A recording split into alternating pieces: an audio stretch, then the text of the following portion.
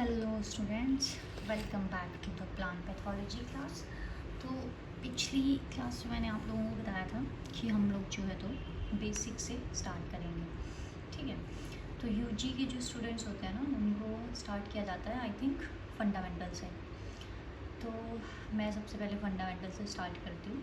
तो हमारे पास fundamentals of plant pathology में हम लोगों के पास कौन कौन सी चैप्टर्स, कौन कौन की यूनिट्स और होता क्या है फंडामेंटल्स में ना, what do you mean by fundamentals. तो देखो फंडामेंटल्स में ना हम लोग मेजरली पढ़ते हैं इंट्रोडक्शन वही कि क्या है प्लांट पैथोलॉजी, जो मैंने आपको लास्ट लेक्चर में एक ओवरव्यू दिया था, एक बेसिक सा मैंने आपको समझाया था कि प्लांट पैथोलॉजी क्या है और उसमें हम क्या पढ़ेंगे।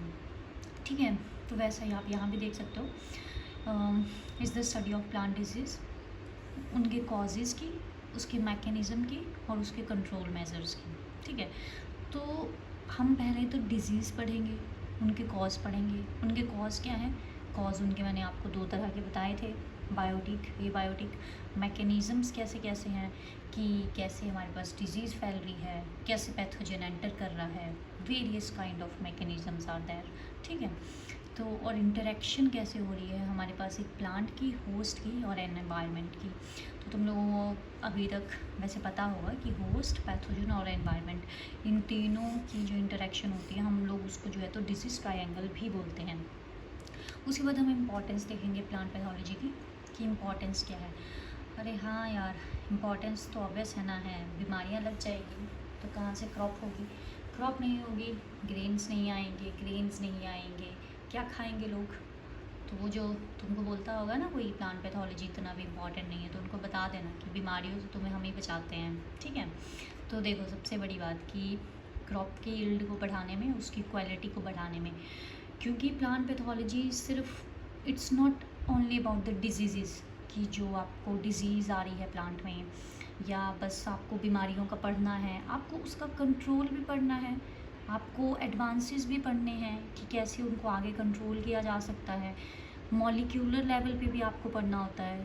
तो बीएससी तक तो आपको बस इतना ही है कि आपको लगता होगा कि हाँ प्लांट पैथोलॉजी डिज़ीज़ है, हमको इसकी डिज़ीज़ पढ़नी है, उसकी डिज़ीज़ पढ़नी है। हम लोगों को सिर्फ जैसे क्रॉप्स होगी, ये हॉर्टिकल्चर क्रॉप्स होगी, चाहे फील्ड क्रॉप्स होगी, इन सब की आपको लगता होगा कि डिजीज़ और कॉजल ऑर्गेनिजम्स के नाम याद रखना बस उतना ही है पैथोलॉजी।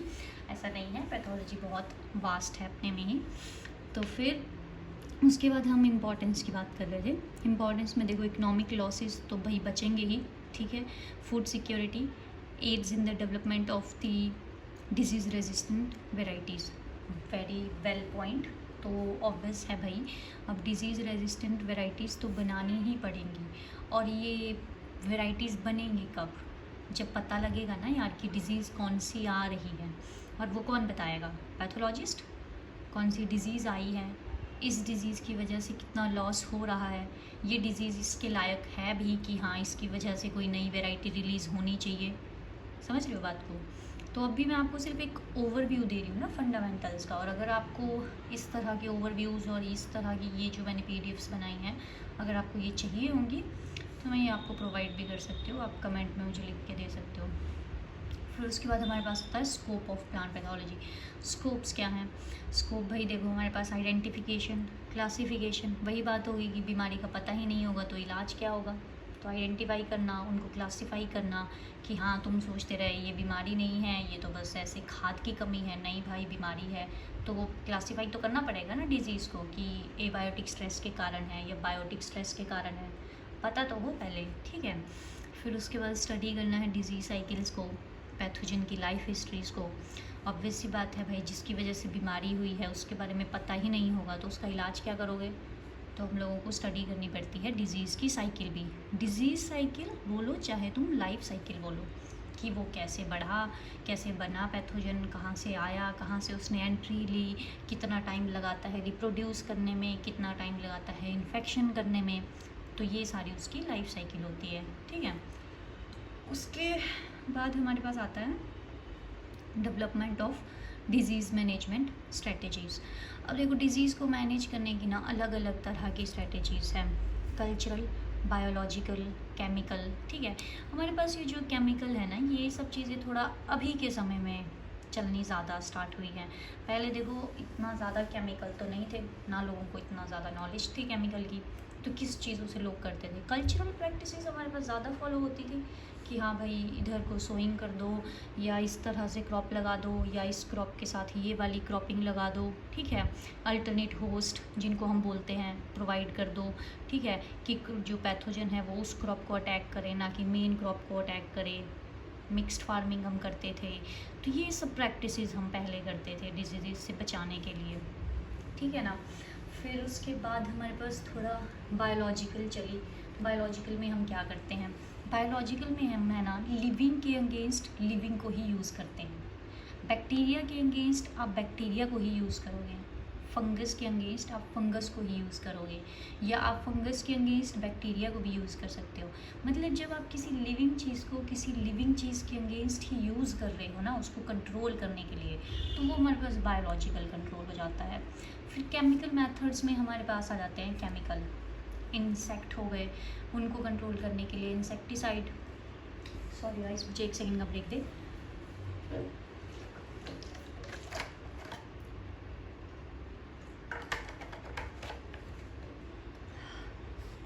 तो केमिकल मेथड में हमारे पास हो गया, जैसे इंसेक्ट हुए तो उसके लिए हम लोग इंसेक्टिसाइड्स करते हैं, ठीक है। फिर हमारे पास मान लो आप बैक्टीरियाज हैं, बैक्टीरीसाइड आ गए, फंगस के लिए फंजीसाइड आ गए, समझ लो आप, ये सब हो गया केमिकल का। फिर हम पढ़ते हैं हिस्ट्री ऑफ प्लांट पैथोलॉजी। अगर तुम देखो हिस्ट्री पढ़ लोगे ना अच्छे से, तो तुम लोगों के लिए आगे के कॉन्सेप्ट ना बहुत ज़्यादा ईजी हो जाएंगे, ताकि तुमको पता तो होना चाहिए यार कि रूट्स क्या हैं, कैसे स्टार्ट हुई, किसने कहाँ से स्टार्ट किया, किसने बताया कि हाँ ऐसी बीमारी जैसी भी कोई चीज़ है प्लांट में, किसको पता था कि प्लांट में बीमारियाँ भी आ रही हैं, बैक्टीरिया भी कुछ चीज़ है, फंगस भी कोई चीज़ है। तो अगर आप चाहोगे तो मैं आपको हिस्ट्री का, वैसे चाहोगे क्या, हिस्ट्री तो पढ़ानी ही है आप लोगों को अलग से, लेकिन इस पर थोड़ा आप अच्छे से फोकस करोगे तो तुम्हारे लिए जो पैथो है ना वो इंटरेस्टिंग हो जाएगी थोड़ी सी, ठीक ना। देखो यहाँ लिखा भी है कि अर्ली बिलीफ एट्रीब्यूट करते थे कि प्लांट डिजीजेस ना सुपर नेचुरल फोर्सेज हैं। वही बात होगी, जब पता ही नहीं है तो लोग कुछ तो बोलेंगे, लोगों का काम है कहना, ठीक ना। तो in the 19th century Anton de Bary demonstrated the role of fungi in causing disease. तो उन्होंने जो है तो ना फंगस का क्या रोल है डिजीज़ कॉज करने में, ये उन्होंने 19th सेंचुरी में बताया था। तो देखो तुम, स्टार्ट हो गया था पैथोलॉजी बहुत पहले से ही। फिर उसके बाद धीरे धीरे हमारे पास बैक्टीरिया की, वायरस की, नेमेटोड की, इन सब चीज़ों की ना डिस्कवरी होने लगी। एक साइंटिस्ट ने कुछ किया, दूसरे ने स्पोर देखे, तीसरे ने ये प्रूव किया कि माइक्रो ऑर्गेनिज्म नाम की कोई चीज़ है जो कुछ इन्फेक्शन कॉज करती है, ठीक है। तो हिस्ट्री अपने में बहुत वास्ट है, इसको भी हम अच्छे से करेंगे। अभी तो मैं आपको सिर्फ एक ओवरव्यू सा दे रही हूँ कि फंडामेंटल्स में कौन कौन से टॉपिक कवर होते हैं। फिर हमारे पास आते हैं मेजर ग्रुप्स क्या क्या हैं, वो मैंने पिछली क्लास में भी डिस्कस किया था, इसमें दोबारा करते हैं। देखो फंजाई है, बैक्टीरिया है, वायरसेस हैं, नेमेटोड हैं, फाइटोप्लाज्मा है। अब तुम डिजीज़ का तुमको पता ही होगा, फंगल डिजीज़ हमारे पास मेनली जो रस्ट है, स्मट है, मिल्ड्यूज है, ये सारी ना हमारे पास फंगल डिजीज़ हैं। देखो बीएससी तक इतना कन्फ्यूज़न रहता है ना कि तब यही पता नहीं होता है कि डिजीज़ को याद कैसे रखना है। तो तुम अगर डिजीज़ को इस तरह से याद करोगे ना कि रस्ट, स्मट, मिल्ड्यू, ये सारी फंगल डिजीज़ हैं। ब्लाइट्स हो गया, विल्ट्स हो गई, ये सब चीज़ें जो है हमारे पास बैक्टीरियल डिजीज़ हैं, ठीक है। मतलब कुछ स्पेसिफिक डिजीज़ हैं जो फंगल ही होंगी और कुछ स्पेसिफिक ऐसी हैं जो बैक्टीरियल ही होंगी। तो तुम इस तरह से अगर क्लियर कर रखोगे ना अपने माइंड में, जैसे रस्ट, स्मट, मिल्ड्यू, तुमको अगर पैथोजन में कन्फ्यूज़न होगा, तुम कभी यहाँ पर ना बैक्टीरिया नहीं लिख के आओगे, क्योंकि तुमको पता होगा कि ये भाई फंगस ही कॉज करता है तीनों डिजीज़ को, ठीक ना। आ रही है बात आपको समझ में? तो ऐसे होता है। लेकिन विल्ट की मैं बात करूँ तो विल्ट आप ऐसे नहीं याद रख सकते हो, विल्ट क्योंकि फंगल भी होती है। फ्यूजेरियम विल्ट है हमारे पास, वर्टिसिलियम है, तो वो फंगल भी होती है। लेकिन जैसे रस्ट, स्मट, मिल्ड्यूज जो मैंने आपको बताया, ऐसी कुछ कुछ स्पेसिफिक डिजीज़ है जो हम आगे पढ़ेंगे तो और ईजी होगा याद रखने के लिए, ठीक है ना। तो एग्जाम्पल्स भी हैं वैसे साथ में। फिर हमारे पास आ गया वायरस। देखो वायरस में ना मेनली जो हमारे पास डिजीज़ आती है ना, हमारे पास मोज़ेक्स आते हैं, स्टंट डिजीज़ आती हैं, ठीक है। फिर हमारे पास वायरसेस में, वायरल डिजीज़ में हमारे पास और कौन सी डिजीज़ आती है, देखो मैं ही भूल गई यार तुमको पढ़ाते पढ़ाते।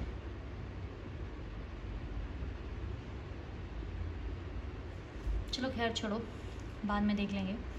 तो फिर हमारे पास आता है नेमेटोड का। अब देखो नेमेटोड्स में microscopic worms that damage the roots. Nematodes worms होती है ना मेनली, अगर आप नेमेटोड्स के स्ट्रक्चर देखोगे ना तो वो वॉर्म्स है हमारे पास। अर्थवॉर्म पता है ना आपको, तो उसी तरह के हमारे पास नेमेटोड्स रहते हैं। नेमेटोड अपने में एक अलग फील्ड है निमेटोलॉजी, वो पैथोलॉजी से अलग है, कहीं पे हम उसको एज अ पार्ट पढ़ते हैं, लेकिन नेमेटोड खुद में बहुत वाइड फील्ड है। तो अगर आप सिर्फ निमेटो पढ़ने निकलोगे तो पढ़ते रह जाओगे, वो ख़त्म नहीं होगी, ठीक है। लेकिन जो बेसिक होगा वो हम करेंगे। जैसे हम लोग जो है तो रूट्स का, आपको पता है कि जो वॉर्म्स होती है ना, ये मैक्सिमम हमारे पास ना जो रूट्स में रह रही है ना, जो सॉइल में जो हमारे पास होते हैं, वो मेनली डिजीज़ कॉज करती हैं प्लांट्स को। क्योंकि भाई देखो हमारे प्लांट्स लग भी सॉइल में ही रहे हैं, तो और भी तरह की वॉर्म्स हैं, एक्वेटिक भी हैं, बहुत है, लेकिन हमारे लिए जो खतरा कॉज कर रही है ना हमारे पौधों को, वो वही है जो सॉइल में है। तो इसलिए मेजरली ना जो नेमेटोड की डिजीज़ होती है ना, वो सॉइल और रूट एसोसिएट ज़्यादा रहती है, रूट नॉट नेमेटोड, मिलाइडोगाइनी स्पीशीज़, ठीक है। फिर उसके बाद आते हैं फाइटोप्लाज्मास, जो हमारे पास येलोइंग और स्टंटिंग डिजीज़ कॉज करते हैं, ठीक है। सैंडल स्पाइक डिजीज़, ये तुम थोड़ा आगे चल के बहुत अच्छे से समझोगे, ठीक है। फिर उसके बाद हमारे पास सिक्स्थ हमारे पास आ जाता है कि हम कंपोनेंट्स, प्लांट डिजीज ट्रायंगल, ठीक है। कंपोनेंट क्या है हमारे पास, मैंने तुमको ऊपर भी बताया था, अगर तुमको ध्यान रहा होगा, हम डिस्कस कर रहे थे जब, कि होस्ट, पैथोजन, एनवायरनमेंट तीनों मिल करके ना डिजीज़ ट्रायंगल बनाते हैं। और इसी में जब हम एक टाइम फैक्टर भी इंक्लूड कर देते हैं ना, तो वो डिजीज़ टेट्राहेड्रॉन बन जाता है हमारे पास, ठीक है, क्योंकि उसमें एक फोर्थ कंपोनेंट भी आ जाता है। फिर हमारे पास एक और फिफ्थ कंपोनेंट आता है, जो हमारे पास ह्यूमन आ जाता है, जिसको हम डिजीज़ पिरामिड भी बोलते हैं, ठीक है। तो ये थोड़ा आगे चल के तुम और अच्छे से पढ़ोगे, पर अभी के लिए तुम बस इतना याद रखो कि अगर 3 कंपोनेंट होते हैं तो होस्ट, पैथोजन, एनवायरनमेंट। 4 कंपोनेंट कौन सा है, फोर्थ कंपोनेंट टाइम है, फिफ्थ कंपोनेंट कौन सा है, ह्यूमन है। और ये कंपोनेंट क्या मतलब यार, कि एक डिजीज़ जब हो रही है ना, तो उसके लिए कौन कौन चीज़ें रिस्पॉन्सिबल है। तो ऑब्वियस है, होस्ट तो चाहिए ही है जिस पे डिजीज़ होनी है, ठीक है। पैथोजन चाहिए या उसने डिजीज़ करनी है। अब एनवायरनमेंट कंडीशंस तो होंगी ना यार, होस्ट को भी जिंदा रहने के लिए एनवायरनमेंट कंडीशन लगेंगी, पैथोजन को लगेंगी। और क्या है एनवायरनमेंट कंडीशन, टेम्परेचर है, ह्यूमिडिटी है, ऑक्सीजन है, यही सब चीज़ें हैं ना जो हमको भी लगती है, तो इनको भी लगेंगी, ठीक ना। फिर उसके बाद हमारे पास चौथा फैक्टर टाइम आता है। ऑब्वियस है, टाइम की बात होती है भाई। अब देखो, अब तुम प्याज के सीज़न में ही लगाओगे ना, उसका एक टाइम है पर्टिकुलर। अब जो पैथोजन समर में उगता होगा, समर में ग्रोथ करता होगा, उसकी ग्रोथ के लिए समर टेम्परेचर चाहिए होगा, विंटर में तो आने वाला नहीं है, तो टाइम हमारे पास फैक्टर बन गया। फिर हमारे पास ऐसे ही ह्यूमन भी फैक्टर बनता है, इधर से उधर खेत से जाएगा, इम्प्लीमेंट्स लेके जाएगा, डिजीज़ फैलाएगा, ठीक है, उस तरह से सबकी इन्वॉल्वमेंट होती है। फिर हम उसके बाद आता है टाइप ऑफ प्लांट डिजीज़। अब टाइप क्या क्या है प्लांट डिजीज़ के ना, तो कॉज के बेसिस पे भी हम पढ़ते हैं कि किस वजह से हुई है ना। मैंने तुमको स्टार्टिंग में बताया था कि 2 तरह की सफरिंग प्लांट करता है, एक उसकी बायोटिक के कारण होती है, एक उसकी एबायोटिक के कारण होती है, ठीक है ना। तो उसके बाद हमारे पास आता है सिम्टम कैसे होते हैं भाई, देखो सिम्टम के बेसिस पर भी डिजीज़ को क्लासीफाई किया जाता है। जैसे हमारे पास विल्ट हो जाती हैं, ब्लाइट आ जाती है, रॉट्स, गॉल्स, कैंकर्स, ये ना एक तरह की सिम्टम्स के नाम हैं। कि विल्टिंग के सिम्टम्स कैसे आएंगे हमारे पास, ब्लाइट एक सिम्टम है, ठीक है। ये डिजीज़ हैं, पर डिजीज़ भी ना सिम्टम के नाम पर हैं। ये इस तरह का सिम्टम आता है इस डिजीज़ में। रॉट्स में रॉट्स आते हैं, गॉल्स में हमारे पास गॉल बन जाते हैं, से गोल गोल से दाने बन जाते हैं, ठीक है। तो उसी के नाम पर, बीमारी के नाम पर ही इनके सिम्टम है, तो उससे भी इनको क्लासीफाई किया जाता है। अकरेंस के बेसिस पर भी है कि कब कब हो रही है, कैसे कैसे हो रही है, ठीक ना। एंडेमिक, एपिडेमिक, पेंडेमिक, ये भी तुमने मैं थोड़ा आगे डिस्कस करूँगी तुम्हारे साथ, ऐसे लेक्चर बहुत लंबा हो जाएगा। फिर हमारे पास आते हैं प्रिंसिपल्स। अब प्रिंसिपल्स देखो, हर चीज़ के प्रिंसिपल तो पढ़ने पड़ते हैं भाई, कि क्या प्रिंसिपल है क्या डिजीज़ मैनेजमेंट के। अब मैनेज करना है तो पता तो होना चाहिए ना। तो हमारे पास 5 मेजर प्रिंसिपल्स होते हैं, जिसमें एक्सक्लूजन, इरेडिकेशन, प्रोटेक्शन, होस्ट का रेजिस्टेंट और आईडीएम, ठीक है। ये तुमको अगर पूरे नोट्स चाहिए होंगे तो तुम मेरे से ले लेना यार, ये बहुत लंबा चला जाएगा वरना लेक्चर, अगर मैं तुमको एक एक चीज़ बताने लग गई तो ये हमारे पास, हम फिर प्रिंसिपल्स के बारे में पढ़ेंगे। फिर हम मेथड्स पढ़ेंगे लास्ट में डिजीज़ को डायग्नोज करने के, कि क्या मेथड्स हैं, हम कैसे मतलब डिजीज़ को कैसे हम डायग्नोज कर, किस किस तरह के मेथड है। एक तो देखो होता है कि विजुअल सिम्टम आइडेंटिफिकेशन। तुम गए फील्ड में, तुमने देखा कि हाँ यार फलाना ऐसा कुछ दिख रहा है, क्योंकि तुमको सिम्टम्स, हम सिम्टम की बात कर रहे थे ना, ठीक है। इसीलिए सिम्टम के बेसिस पे एक क्लासिफिकेशन है, और इसीलिए सिम्टम के बेसिस पे देखो आइडेंटिफिकेशन भी है हमारे पास, क्योंकि तुमको दिख जाएगा ना यार कि ये इस तरह का सिम्टम आया है, तो मतलब इस तरह की बीमारी आई है, तो तुम उसको डायग्नोज कर सकते हो ना फिर जब दिख जाएगी तुमको कि हाँ है बीमारी। फिर माइक्रोस्कोपिक एग्जामिनेशन ऑफ पैथोजन एक चीज़ है। एक तो हो गया कि चल हाँ तुमको इसके सिम्टम पता है, तुमने सिम्टम देख के बता दिया कि हाँ यही बीमारी आई होगी। पर कई बार पता क्या होता है, जो सिम्टम होते हैं ना वो तुमको थोड़ा सा ना मिसलीड करते हैं। अब थोड़ी बार नहीं, बहुत बार करते हैं ना, इतना एग्जैक्ट मेथड नहीं है ये देख करके बता देना कि कौन सी बीमारी आई है। तो तुम क्या करते हो ना, सैंपल लेते हो, उसकी तुम स्लाइड बनाते हो, फिर तुम माइक्रोस्कोप पे ना देखते हो कि कौन सा पैथोजन है, फंगल पैथोजन है हमारे पास, किस तरह का पैथोजन है। तो जैसे मैं कुछ करूँगी तो मेरा फ़ोटो देखना पड़ेगा ना तुमको कि हाँ नहीं, पहचानोगे ना फ़ोटो देख के कि नहीं यार ये तो मैम ही है ना। तो वैसे ही ना पैथोजन की भी अपनी अपनी शक्लें हैं सबकी, सब पैथोजन ना अलग अलग तरह से दिखते हैं। तुम ऐसा मत समझना माइक्रो ऑर्गेनिज्म है तो क्या ही दिखते हैं। तुम एक बार स्लाइड बना के देखो सबकी, ठीक है, शेयर करूँगी मैं तुम्हारे साथ। तो हर पैथोजन की ना अपनी एक शक्ल है, तो उनको उससे पहचाना जा सकता है। फिर हमारे पास आती है molecular technique, PCR, ELISA test for pathogen detection. ये फिर थोड़ा सा ना प्रोटीन्स, एंटीबॉडीज़, इसके बेसिस पे कि हाँ पैथोजन की जो मतलब मॉलिक्यूलर बेसिस पे हो गया ना कि उसकी मॉलिक्यूलर क्या है, मॉलिक्यूलर जब हम उसका पढ़ते हैं ना, मॉलिक्यूलर आइडेंटिफिकेशन करते हैं कि यार कौन से उसके अंदर न्यूक्लिक एसिड्स हैं, कौन सी उसमें प्रोटीन्स हैं, उस सब चीज़ के बेसिस पे जब हम करते हैं तो वो थोड़ी मॉलिक्यूलर टेक्निक्स आ जाती हैं, DNA, RNA, इन सब बेसिस पे जब हम करते हैं। तो देखो ये एक ओवरव्यू था कि फंडामेंटल्स में तुम लोग पढ़ते क्या हो, मतलब फंडामेंटल्स होता क्या है, ठीक है। तो अभी मैंने तुमको इतना बता दिया है, धीरे धीरे फिर मैं बाकी टॉपिक भी डिस्कस करूँगी अगली वीडियो में। तो अगर तुमको वीडियो अच्छी लगी होगी तो तुम यहाँ लाइक कर देना, शेयर करना और सब्सक्राइब कर देना चैनल को, क्योंकि तुमको पता है बहुत ज़्यादा मेहनत लगती है बोलने में। तो मैं इतना बोल रही हूँ तो तुम मेरे लिए इतनी मेहनत करो कम से कम कि चैनल सब्सक्राइब करो, ठीक है। एक तो मुझे यार पेंसिल नहीं मिल रही है यहाँ पर, वरना मैं लिखती यहाँ सब्सक्राइब करो, तो तुम चैनल को सब्सक्राइब कर देना। और जिसको जो भी डाउट्स हैं वो कमेंट सेक्शन में मेरे से पूछ सकता है। ये PDF मैं, अगर आप लोगों को लगेगा कि PDFs जो मैं बना रही हूँ आपके लिए यूज़फुल है, कहीं काम आ सकती है, तो हम टेलीग्राम पे एक चैनल बना लेंगे जहाँ पर मैं जिस भी PDF को डिस्कस करूँगी या जो भी होगा, जितनी मेरे पास होंगी मैं आपसे शेयर कर दिया करूँगी, ठीक है गाइस। तो आप मुझे बता देना किस तरीके से आपको पढ़ना है। So bye guys, I will see you in my next video. और चैनल को सब्सक्राइब करना मत भूलना तुम लोग।